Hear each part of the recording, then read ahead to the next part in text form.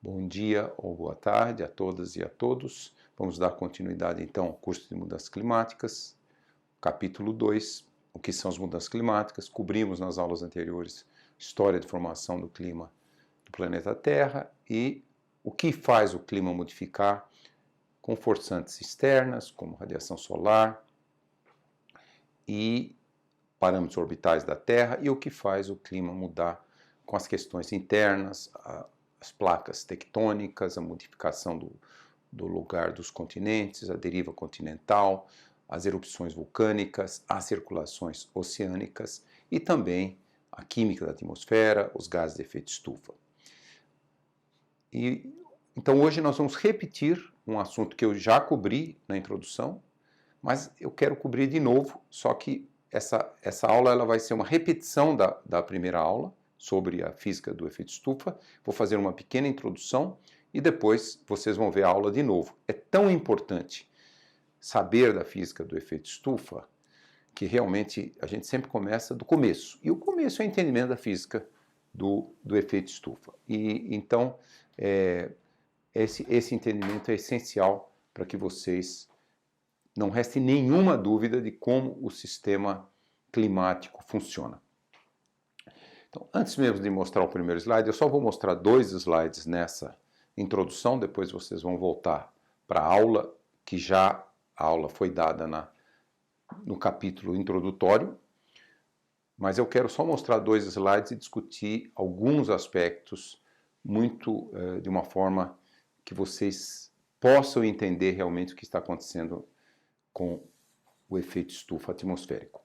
Em primeiro lugar, deixa eu voltar um pouquinho para o início do século XIX, década de 1820, o famosíssimo matemático francês Fourier, famoso das séries de Fourier, foi o primeiro realmente a lançar a ideia que tinha algum fenômeno acontecendo na atmosfera do planeta Terra. Vamos nos lembrar um pouquinho. Quando é que inventaram termômetros que mediam a temperatura? No século XVIII. Principalmente segunda metade do século XVIII, os termômetros começaram a se tornar populares, então se tinha uma boa ideia da evolução das temperaturas da superfície, da atmosfera, a temperatura do ar, e naquela época não havia radiosondas ainda para medir a temperatura de toda a atmosfera, era só a temperatura do ar à superfície, mas já se tinha um bom conhecimento dos mínimos, dos máximos, do ciclo diurno de temperatura, das variações de temperatura entre as estações do ano, e certamente os cientistas da época já viam todas as flutuações diurnas, temperatura máxima durante o dia, temperatura mínima na madrugada, e certamente Fourier começou a perceber que alguma coisa era muito particular da nossa atmosfera, porque você olhando, por exemplo, em dias subsequentes, a temperatura mínima num dia, da mesma época do ano, não estou nem comparando o verão com o inverno, Fourier vivia em Paris, em quase 50 graus norte de latitude, quer dizer, um lugar 46, 47 graus norte, um lugar frio, não vamos nem comparar temperaturas de inverno e verão, mas mesmo durante o inverno ou durante o verão, havia já, com os termômetros, uma mudança. Tinha madrugadas que a temperatura mínima caía muito e tinha madrugadas que a temperatura mínima, na mesma época do ano, e normalmente em condições iguais, não tinha um ar frio, não tinha um ar frio que entrou num dia e outro dia não tinha, em condições muito semelhantes, eles viam uma diferença de temperatura mínima. E isso começou, logicamente, a chamar a atenção. Puxa vida, situações muito parecidas. E aí, Fourier e alguns outros começaram a perceber que o diferencial era a quantidade de vapor d'água na atmosfera. Então, se um dia, se uma noite, da mesma época do ano, houvesse uma condição úmida, o ar estava muito úmido, seja no inverno ou seja no verão, isso é muito visível também no verão, a temperatura mínima não caía muito menos do que numa noite em que o ar estivesse absolutamente seco. E como eles percebiam isso? Bom, o ar seco, o céu é mais transparente, as estrelas são mais brilhantes, a lua é mais brilhante, um ar muito úmido, ele empalidece um pouco o que vem do espaço, né? Então isso já era muito conhecido e ele percebia, as temperaturas mínimas eram muito diferentes, 2, 3, 4 graus de diferença, em condições que aparentemente eram idênticas. Então Fourier imediatamente fez uma avaliação qualitativa na época de que alguma coisa estava retendo o calor próximo da superfície. E, no caso, era o vapor d'água, principalmente o vapor d'água, porque o vapor d'água é o gás que varia muito de um dia para o outro com a quantidade de vapor d'água na atmosfera. Por exemplo, se o vento está soprando do oceano para o continente, ele traz um ar mais úmido, aumenta a quantidade de vapor d'água. Se você está atrás de uma montanha, que o vento está descendo na montanha e chegando no lugar que você está, ele está trazendo um ar da alta atmosfera, da alta troposfera mais seco, ali vai estar mais seco. E assim por diante. Então, vamos dizer assim, eu estou lhes contando uma história muito qualitativa de que a existência desse fenômeno físico, ela foi percebida lá atrás, primeiro a relatar, pelo menos, foi Fourier, e depois no século XIX, muitos outros trataram do assunto, falaram qualitativamente e começaram a também olhar a possibilidade de outros gases ter esse comportamento. E depois do começo do uso de combustíveis, primeiro madeira e depois carvão, também começou a surgir a ideia de que o gás carbônico também tinha esse papel. E aí vem a pesquisa quantitativa de Arrhenius, no final do século XIX, e publicado esse famoso paper, Philosophical Transactions of the Royal Society of London, em que, em 1896, que ele fez, eu já relatei isso na primeira aula, que ele pegou uma fonte de calor, uma fonte de infravermelho, pôs gás carbônico nessa câmara e media a chegada do que chegava do outro lado de radiação infravermelho. Naquela época não se tinha ainda o espectro de radiação, a física quântica ainda não tinha sido descoberta, mas já se tinha uma boa ideia das faixas espectrais.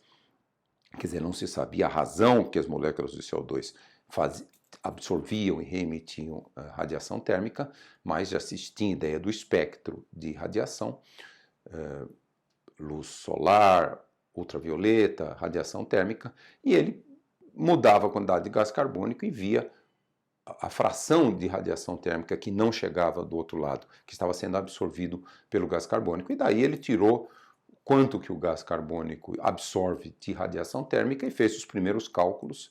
E o paper de 1896 já dizia se a concentração, se a quantidade de gás carbônico dobrar na atmosfera, a temperatura aumentaria 5 graus.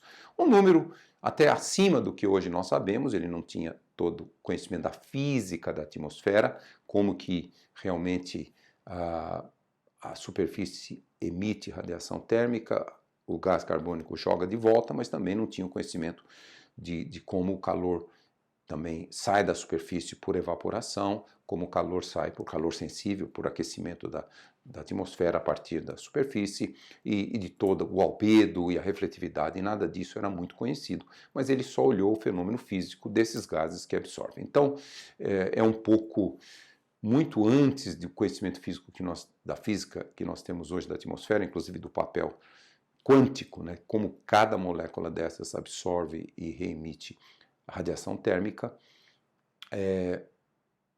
Fourier, vários outros, e depois Arrhenius, já tinham mapeado o efeito físico. Então nós já mostramos esse gráfico aqui, eu vou voltar e depois só vou mostrar mais um, antes de voltar à aula que eu já ministrei na introdução. Então isso aqui é um gráfico bastante claro da física do sistema solar, e ele mede o seguinte. Primeiro, vamos supor que a Terra, Vênus, Terra e Marte fossem corpos negros. Corpo negro, por definição, é um corpo que ele recebe radiação e reemite radiação. E ele reemite, toda a radiação que ele reemite é uma função da temperatura quarta potência. Um corpo negro, ele reemite toda a energia que ele tem e é proporcional à constante de Stefan Boltzmann multiplicado pela temperatura quarta potência, temperatura absoluta em graus Kelvin. E essa aqui é a constante de Stefan-Boltzmann 5,67 vezes 10 a menos 8 watt por metro quadrado por grau Kelvin a menos 4, a quarta potência da temperatura. Então, o que é essa curva aqui? Olha, essa curva é distância do Sol em milhões de quilômetros quadrados, 100 milhões. Marte está um pouco mais de 100 milhões, a Terra está em aproximadamente 135, 140 milhões. Marte, 220 milhões de quilômetros do Sol. Então, se você simplesmente fizer uma curva, o Sol está irradiando, aquela radiação está se espalhando em círculos, em esferas cada vez maiores, então essa função aqui é proporcional ao raio, a distância do Sol ao quadrado. Isso é muito simples vocês verem. Então aqui é uma exponencial quadrática da quantidade de energia, e aqui nesse gráfico tem essa função. Então, se nós temos um planeta em qualquer dessas posições, vamos supor que inicialmente esse planeta não reflete nada, ele absorve toda a radiação que chega do Sol e ele reemite de acordo com essa fórmula. Então ele absorve toda a radiação que vem do Sol em cada uma dessas posições. Tá? Quer dizer, aqui exponencialmente é muito grande a energia que chega quando está a menos de 100 milhões e depois vai decrescendo exponencialmente com a distância com R ao quadrado. E aí você aplica essa fórmula, ele reemite como um corpo negro toda a radiação que ele absorve, então essa é a temperatura de equilíbrio. Então essa seria a temperatura de equilíbrio de um planeta em qualquer situação. Mercúrio está por aqui, temperatura de equilíbrio acima de 200 graus. A Terra estaria aqui está o 0 graus, graus Celsius, 273 graus Kelvin. Então a Terra estaria aqui, olha, mais ou menos 10 graus, 10, 11 graus. Vênus está mais próximo do Sol, temperatura mais alta, 80 graus mais ou menos. Marte está mais longe, 230, 220, 230 milhões de quilômetros quadrados, estaria aqui a cerca de 30 graus negativos. Então isso é se o planeta absorvesse toda a radiação e reemitisse. Agora, lógico, os planetas refletem, eles refletem. Então, esses círculos aqui seria, se a gente considerasse que a radiação bate no planeta, é refletida, quanto ficaria? Então, se a gente fizer a conta, porque Vênus reflete muita radiação, veja bem, se ele não refletisse e absorvesse tudo, é quase 100 graus. Como ele reflete muito, nós estamos aqui, ó, menos 40 graus. Então, se só ele absorvesse a radiação menos a refletida, colocando nessa fórmula aqui, radiação absorvida menos refletida é igual sigma, constante de Stefan-Boltzmann, temperatura quarta potência. Faz as contas, daria esse número aqui. A temperatura seria cerca de menos 30 graus. A Terra reflete, como nós sabemos, 30%. Então, se nós fizermos essa continha rápida, a energia que chega do Sol na altura da Terra, 1.366 watts por metro quadrado. Lembre-se, tem que dividir por 4, que é a radiação que chega num círculo, mas ela é redistribuída numa esfera. Então é πr2 sobre 4πr2.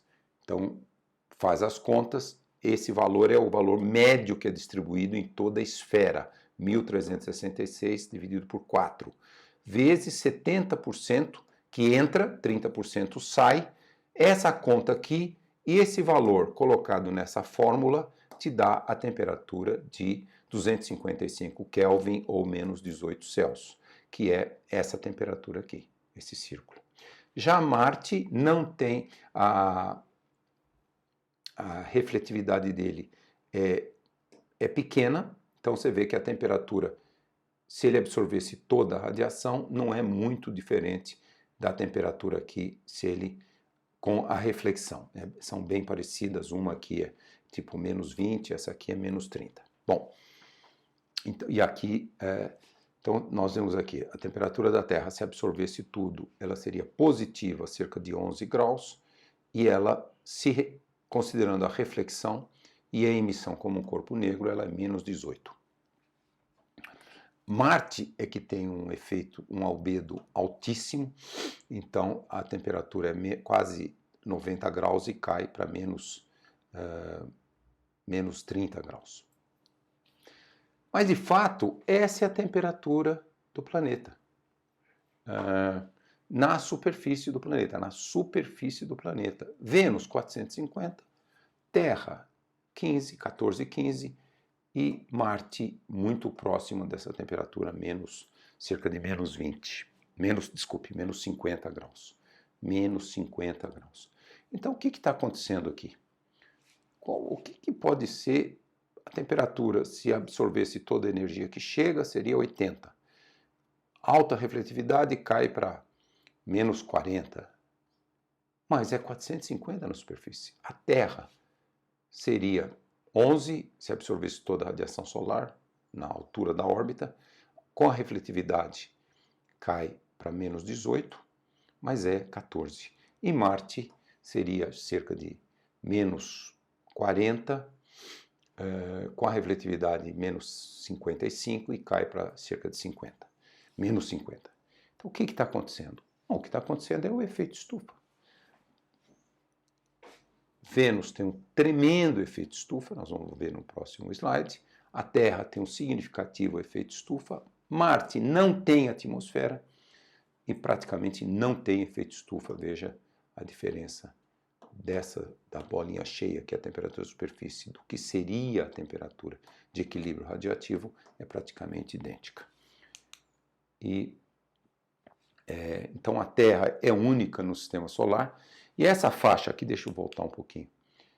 Essa faixa é a faixa, mais ou menos, onde é possível ter temperaturas que mantenham água líquida, em princípio. Então, a habitabilidade para a vida, não se conhece vida que não tenha a mediação da água líquida. A vida se desenvolve num ambiente químico com a água líquida. Se fosse só gelo, talvez não existisse vida, porque as reações químicas seriam totalmente diferentes, e só vapor d'água também talvez não existisse vida. Então, o que a gente chama de habitabilidade ou existência de vida precisa ter água na forma líquida. Pelo menos é o que se conhece no universo. Então, a gente sempre fala faixa de habitabilidade de planetas habitáveis é quando tem alguma possibilidade de água líquida. No caso do sistema solar, é nessa faixa aqui, 100 até 250 milhões de quilômetros do Sol, pela força do Sol de hoje. O Sol pode ficar mais forte, então essa faixa vai para lá, talvez possa, mas é difícil porque os outros planetas, Júpiter já fica muito frio e os outros planetas são muito frios. E Mercúrio está muito mais próximo do Sol, não há maneira de manter a água líquida em Mercúrio em qualquer situação. Então essa faixa onde pode se chamar de planetas com formas de vida. E, como eu mencionei, Vênus, a temperatura da superfície é 450 graus,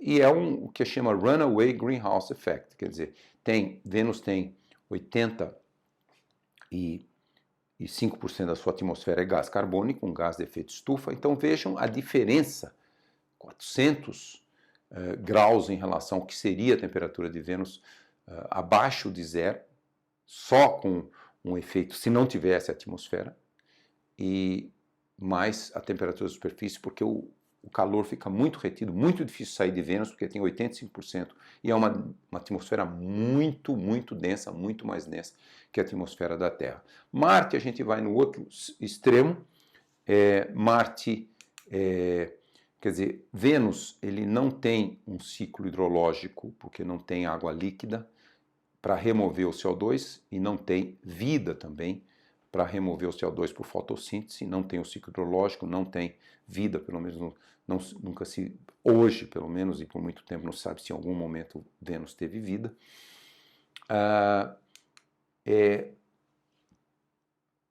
Marte, não há movimento na litosfera de Marte, não tem as placas tectônicas como nós temos aqui, ou vulcões que geram liberação de CO2. Marte tem uma atmosfera muito tênue, muito menos densa que a nossa, e muito menos densa que a de Vênus, e portanto Marte praticamente não tem efeito estufa, a temperatura da superfície é menos 53 graus. E a Terra é onde nós temos a casa da vida, né? É onde nós temos uma condição entre esses dois próximos planetas, esse excessivamente quente pelo efeito estufa, esse excessivamente frio por não ter nenhum efeito estufa. A Terra tem a quantidade certa de efeito estufa. Como nós mencionamos, a Terra, se não fossem esses gases, se não tivesse vapor d'água e nem gás carbônico e outros gases, a temperatura seria menos 18 graus, seria um planeta congelado. O oceano estaria congelado, todo o continente estaria coberto de gelo, quer dizer, a água estaria só na forma sólida e talvez alguma forma de vapor, mas não teria água na forma líquida, e nós não teríamos a vida que nós temos na Terra. Então, de fato, vamos dizer assim, a Terra é única no sistema solar por essa capacidade de manter a diversidade de vida. Tem vários aspectos que fazem a Terra manter vida. O efeito estufa é um deles e talvez o mais importante, que mantém a água na forma líquida e que permite o ciclo hidrológico. Então essa é a introdução só que eu queria fazer. Agora vocês vão ver a aula que eu já ministrei e eu vou solicitar então ao Wagner e ao Madlis que, ao recolocarem aquela aula, façam de uma forma um pouco diferente, que é interrompam a aula toda vez que vocês tiverem uma dúvida. Tem uma dúvida sobre a física do efeito estufa, como demonstrado naquela aula, parem a transmissão do vídeo, discutam, Wagner e Madlis vão lhes explicar em detalhes e lhes tirar todas as dúvidas, e aí quando vocês terminarem a reposição daquela aula, ou a aula novamente sendo ministrada, eu espero que nenhum de vocês reste nenhuma dúvida sobre a força dessa física. Ela é tão forte, ela explica tanto, ela explica praticamente 100% do que nós observamos, que realmente precisa uma enorme dose de ignorância e precisa ser uma posição muito anticientífica para duvidar que exista o efeito estufa na atmosfera. As dúvidas de alguns sobre a existência do efeito estufa é um movimento anticientífico que não merece absolutamente nenhum respeito, porque não há evidência científica que possa ir contra a existência do efeito estufa. E é lógico, se nós estamos aumentando a concentração, quantidade de gás de efeito estufa, não há como o planeta esfriar. A única coisa que pode acontecer é o planeta aquecer. Quanto o planeta aquece, logicamente tem muitos feedbacks e tem muitos outros fenômenos que estão sendo colocados juntos, mas não há nenhuma dúvida que, aumentando os gases de efeito estufa, o planeta só pode aquecer. E não existe nenhuma possibilidade do planeta esfriar, porque nós estamos aumentando muito a quantidade de gases de efeito estufa. Então agora Wagner e Madlis vão lhes passar a aula que já foi ministrada, mas eu gostaria muito que vocês fossem interrompendo a aula. Os alunos, por favor, levantem a mão e discutam amplamente qualquer dúvida que vocês tiverem sobre a física do efeito estufa. Até a próxima aula.